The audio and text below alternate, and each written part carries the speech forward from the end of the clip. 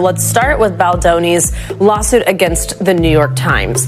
The Times, as Liz just pointed out there, has said they're going to vigorously defend their reporting. The New York Times filed a motion on Friday to dismiss a federal defamation lawsuit filed by actor Justin Baldoni. All right, so let's dive into it. I've got the emails right here, several of which. I want to start with page 109. We're going to jump around. The New York Times correctly calls out Justin Baldoni's lawsuit for what it is: a shameless PR document that has no business in a court of law.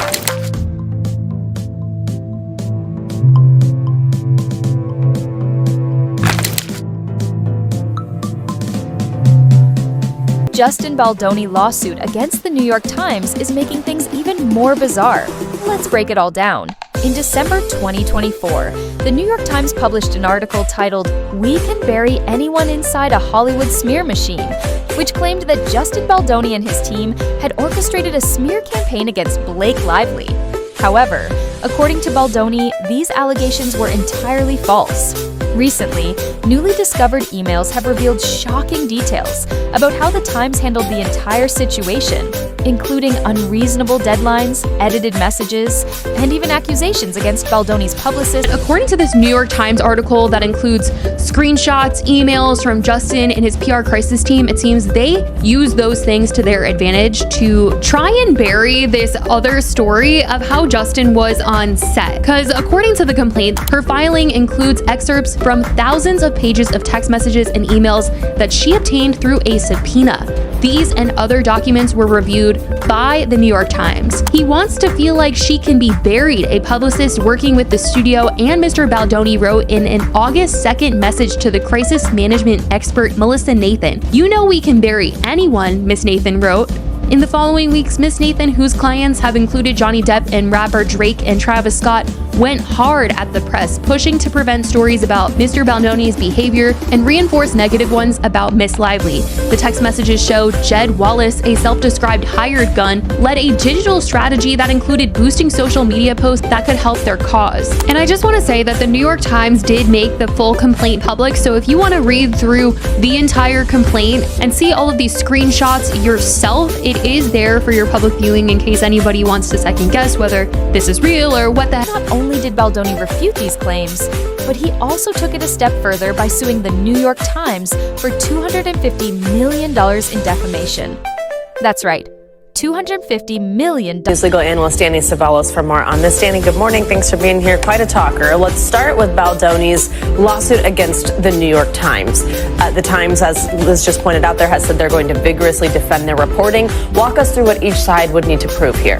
Baldoni and the other plaintiffs need to prove that the Times made false statements and that they either knew the statements were false or recklessly disregarded the falsity of those statements. Basically, it's like the proverbial ostrich sticking their head in the sand and ignoring facts that would have led them to publish something different. And that, in addition, they need to show damages. This is why defamation is one of those things that everybody always talks about, but really not often do lawyers find a defamation case interesting enough or appealing enough to actually file. And it's because proving damages, you need to show that the false statements actually caused you professional harm. That's really difficult to do, but in the case of actors, there is a case to be made that, hey, I got this bad press, and then I missed out on this movie, and this movie would have netted me $10 million. A similar theory in, say, the Johnny Depp Amber Heard defamation cases. So you are seeing a trend where in Hollywood, defamation has a unique set of facts where it actually is worth it to file suit. As we saw there, it looks like Baldoni does plan to sue Lively. For her part, a couple days ago, she filed a suit against him, accusing him of sexual harassment and retaliation. That suit filed in New York. So if Baldoni's lawyers do file a suit against Lively, what happens? Do these get coupled together into sort of one case? Do they go on separate tracks? Explain what happens. They could. There are procedural rules that allow for consolidation of cases. I actually think maybe the New York Times lawsuit could remain separate. Baldoni wasn't bluffing. His lawyer, Brian Friedman, made it clear that they had solid evidence to support their allegations. In fact, Friedman even threatened to release some of the text messages used in the Times report to prove that certain messages, allegedly from Blake Lively herself, had been altered. Hey guys, good morning. Well, Justin Baldoni's attorney, Brian Friedman, tells me they're not done taking legal action following their lawsuit against the New York Times, adding that he plans to release even more text messages between the co-stars. Friedman insists the truth is in those documents and that Blake Lively is the one who used her power and influence to take control of the film. Lively's team, though, they're saying they're going to defend her accusations in court. For the first time, the lawyer for Justin Baldoni is speaking out, saying the actor's libel suit against the New York Times will not be the last lawsuit in his client's legal battle with co-star Blake Lively. Do you plan to sue Blake Lively? Absolutely. You will? Yes. And what will you allege in that suit? Well, we're working on it now. Brian Friedman firing back at Lively's bombshell lawsuit, alleging she was subjected to sexually inappropriate behavior on the set of the film It Ends With Us, which Baldoni also directed. But how likely is it that Baldoni will win this lawsuit? According to legal expert Kevin Goldberg, winning a defamation case, especially against a major news organization, is incredibly difficult. But the lawsuit by Justin Baldoni against the New York Times alleging 4 different counts: defamation, false light invasion of privacy, promissory fraud, and breach of implied contract. And it is a 90-page complaint with a lot of factual allegations in there. We can talk about why they might be in there or what that means. But really what we are seeing here is a different way of having your back and forth, your conflict play out in courts. Let's talk about what is in those almost 90 pages there. When you're looking at that, when you're seeing different text messages, different facts, different claims, what sticks out to you? And does he have a strong case against the New York Times? Well, it is a lot of factual recitation and probably 2/3 to 3/4 facts, and then they get to sort of the legal claims at the end. And what we have to understand here is anytime a public figure, that's what the law calls a celebrity in these defamation cases, and that would include not only Justin Baldoni, but I think his production company, Wayfarer Productions, as well as the PR people and others that are joining him as plaintiffs in this lawsuit. Anytime that these public figures bring a defamation lawsuit, they have a really high bar to overcome. They have to show a number of things, and the burden is on them to show all these things, that the Times had made a materially and substantially false assertion of fact about them that was published with something called actual malice and that caused actual damage. And it seems that the New York Times is already fighting back. They have filed a motion to have the lawsuit dismissed, arguing that their reporting was both impartial and accurate. So here's the email from Megan Toohey from Friday, December 20th. Winter solstice, the shortest night of the year. Or I should say shortest day of the year, longest night of the year. Urgent questions from New York Times. Mr. Baldoni, we are reporting, and by the way, we will show the parts of this email that are in bad faith. Mr. Baldoni, we are reporting about a crisis communication operation conducted on behalf of you, Jamie Heath and Wayfarer Studios, to protect your reputations and harm Blake Lively's, as described in a legal complaint filed today. Now, the question is, so the legal complaint was filed and they already have so it feels to me like they're trying to make this look like they didn't have the information ahead of time, which we damn well know the metadata shows they were working on this, back in October.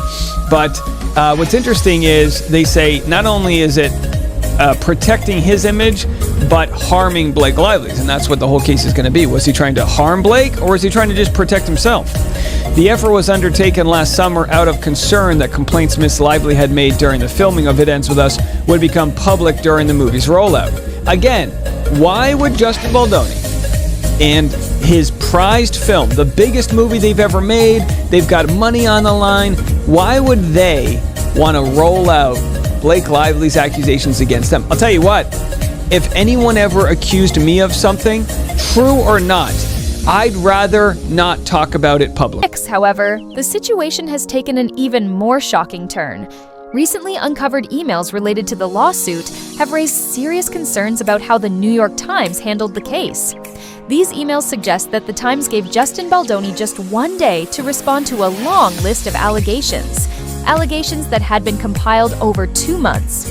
That's right, They spent 2 months gathering information, but expected Baldoni and his legal team to respond within a single day. Because even though the Times gave them until noon the next day, which, by the way, emailing people on a Friday night and say, by noon on this Saturday, tomorrow, you better respond and tell me everything you want to say, like, that's ridiculous to me. So like I said, she sent just slightly different variations of this email to all the parties. This was the one to Justin.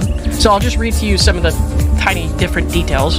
During shooting, Ms. Lively brought complaints to you and Mr. Heath about alleged sexual and other inappropriate conduct. She claimed you had improvised unwanted kissing with her and discussed your sex life, including encounters in which you may not have received consent. She claimed that Mr. Heath had shown her a video of his wife naked and that he watched her in her trailer when she was topless and having body makeup removed, despite her asking him to look away.